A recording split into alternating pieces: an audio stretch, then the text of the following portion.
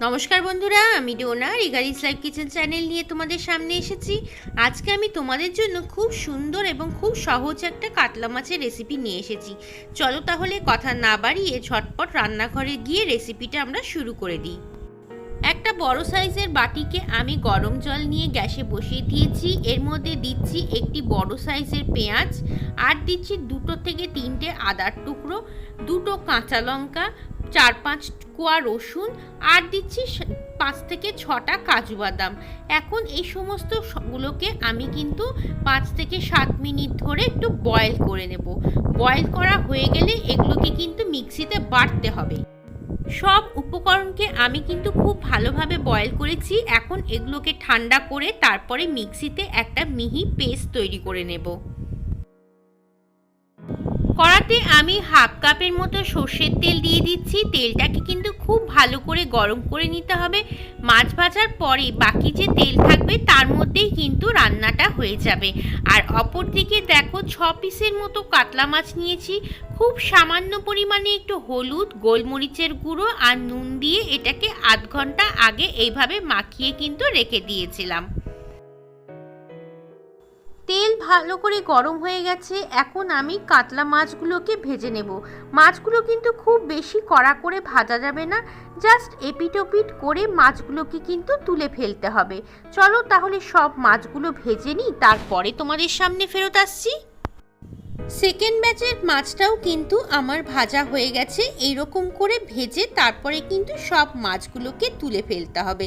চলো তাহলে মাছগুলোকে বাটিতে তুলে নিই, তারপরে বাকি রান্নাটা কিভাবে হচ্ছে সেটা তোমাদের দেখিয়ে দিই। বেঁচে যাওয়া তেলের মধ্যে আমি 2টো তেজপাতা দিচ্ছি, আর 2টো শুকনো লঙ্কা দিচ্ছি, আর দিচ্ছি হাফ চামচের মতো জিরে। ফোড়নগুলো থেকে খুব সুন্দর গন্ধ বেরোলে কিন্তু এর মধ্যে আমি হাফ কাপের মতো জল ঢেলে দেব। তেলের মধ্যে আগে জল দিয়ে দিলাম, তাহলে গুঁড়ো মশলাগুলো পুড়িয়ে যাবে না। এর মধ্যে এখন আমি হাফ চামচের মতো জিরে গুঁড়ো আর 1 চামচের মতো ধনে গুঁড়ো দিচ্ছি। এই রান্নাটায় কিন্তু একদমই বেশি মশলা লাগে না, খুব কম মশলা দিয়ে সুন্দর একটা মাছের ঝোল হয়ে যায়। দেখো মশলাটাকে তেলের মধ্যে মিশিয়ে দিলাম। এখন আমি এর মধ্যে কিন্তু বেটে রাখা পেঁয়াজটা দিয়ে দেব। আর সেদ্ধ করা পেঁয়াজ তো, সেই জন্য বেশিক্ষণ ভাজারও কিন্তু প্রয়োজন নেই। সুন্দর করে আমরা একটু ভেজে নিয়ে তারপরে এর মধ্যে কিন্তু বাকি আইটেম যা যা থাকবে সেগুলোও কিন্তু অ্যাড করে দিচ্ছি। মিক্সির মধ্যে যে পেঁয়াজটা লেগেছিল সেটার মধ্যে সামান্য পরিমাণে একটু জল দিয়ে ভালো করে কেচে আমরা কিন্তু তেলের মধ্যে দিয়ে দিলাম। এখন কিন্তু খুব ভালো করে আমরা পেঁয়াজটাকে একটু 2 থেকে 3 মিনিট সময় নিয়ে ভেজে নেব। আর এই সময় এর মধ্যে দিয়ে দিচ্ছি হাফ চামচের মতো কাশ্মীরি লঙ্কার গুঁড়ো। এর মধ্যে কিন্তু আর হলুদ পড়বে না, কাশ্মীরি লঙ্কার গুঁড়ো দিয়েই কিন্তু সুন্দর একটা কালার চলে আসবে। আর মাছ মাখানোর সময় যে হলুদটা দিয়েছি সেটা কিন্তু খুবই সামান্য পরিমাণে, না দিলেও কোনো ব্যাপার না। হলুদ ছাড়াই কিন্তু খুব সুন্দর রান্না হয়ে যায়। এর মধ্যে এখন দিয়ে দিচ্ছি নুন, 1 চামচের মতো নুন দিলাম, আর হাফ চামচের একটু বেশি চিনি দিলাম। মশলা থেকে কিন্তু হালকা হালকা তেল ছাড়তে শুরু করে দিয়েছে।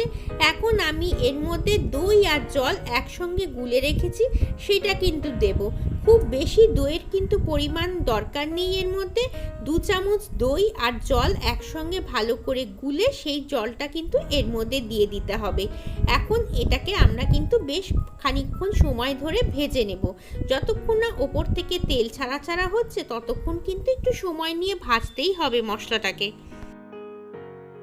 মশলাটা কষানোর সময় আমি কিন্তু ভেজে রাখা মাছগুলোকেও এর মধ্যে দিয়ে দেব, কারণ মাছগুলো যখন মশলার সঙ্গে কষবে তখন কিন্তু মশলার যে রসটা সেটা কিন্তু ভাজা মাছের মধ্যে ঢুকে যাবে, আর খেতেও কিন্তু খুবই ভালো লাগবে।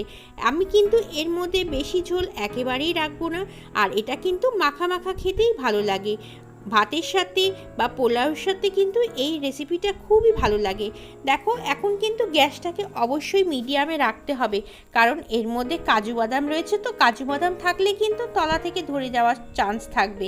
সেই জন্য গ্যাসটাকে মিডিয়ামে করে তোমরা আস্তে আস্তে মাছটাকেও কিন্তু মশলার সঙ্গে কষিয়ে নেবে। রোজ রোজ কাতলা মাছের ঝোল বা কাতলা মাছের কালিয়া খাওয়ার থেকে এরকম করে কাতলা মাছ একটু রান্না করে দেখো, একেবারেই অন্যরকম লাগে কিন্তু খেতে। আর বাড়ির লোকজনও কিন্তু প্রশংসা করবেই করবে। চলো এটাকে আমরা একটু 5 মিনিটের জন্য ঢাকা দিয়ে রাখি। 5 মিনিট হয়ে গেছে, ঢাকাটা খুলে দিচ্ছি। দেখতেই পাচ্ছ বেশ সুন্দর মাখা মাখা একটা মাছের ঝোল তৈরি হয়ে গেছে। এর থেকে বেশি জল কিন্তু আমি একেবারেই এর মধ্যে দেব না। আর এই মাছটা দিয়ে কিন্তু খুব সুন্দর একটা গন্ধও বেরোচ্ছে। মাছটাকে আমি একটু ওলট পালট করে দিই, কারণ এতক্ষণ তো ঢাকা দেওয়া ছিল আর নিচ পোর্শনটা ওপরে ছিল আর ওপর পোর্শনটাকে নিচে করে দিলাম। আর মিক্সিটাকে ধুয়ে সামান্য পরিমাণে একটু কিন্তু জল দিলাম, সেটা কিন্তু খুবই সামান্য। আর অবশ্যই গরম জল দেবে। এর মধ্যে আমি এখন একটু গরম মশলা দিয়ে দিচ্ছি। আর বেশি কিছু আইটেম কিন্তু এর মধ্যে দিতে হবেই না।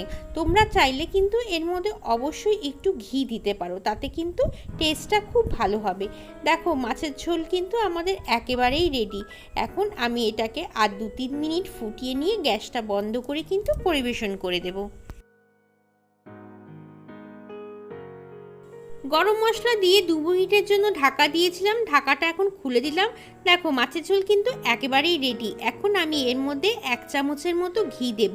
ঘিটা কিন্তু অপশনাল, তবে আমি বলবো ঘিটা দিলে কিন্তু মাছের টেস্টটা অনেক গুণে বেড়ে যাবে। দেখো এখন কিন্তু আর কিচ্ছু করার নেই, এটাকে কিন্তু গরম গরম পরিবেশন করে দেব। আর ভাতের সাথে বা ফ্রাইড রাইসের সাথে কিন্তু এই রেসিপিটা খুবই ভালো লাগে। চলো তাহলে পরিবেশন করে দিই, তারপরে তোমাদের সামনে আসছি। এই দেখো তৈরি হয়ে গেছে কাতলা মাছের একটি দুর্দান্ত রেসিপি। এটা কিন্তু দই কাতলা বা কাতলা কালিয়া নয়, এটা কিন্তু একেবারেই কাতলা মাছের রেসিপিটা ভিন্ন রকম। আশা করি তোমাদের রেসিপিটা ভালো লেগেছে। যদি ভালো লাগে অবশ্যই লাইক কমেন্ট শেয়ার করো। নতুন বন্ধু হয়ে থাকলে কিন্তু চ্যানেলটাকে সাবস্ক্রাইব করে নিও। আর রেসিপি কেমন লাগলো সেটা কিন্তু কমেন্টের মাধ্যমে অবশ্যই জানিও। আজকে বিদায় নিচ্ছি তোমাদের কাছ থেকে, আবার আসবো অন্য একটা সুন্দর রেসিপি নিয়ে। ততক্ষণ সবাই ভালো থেকো এবং সবাইকে টাটা।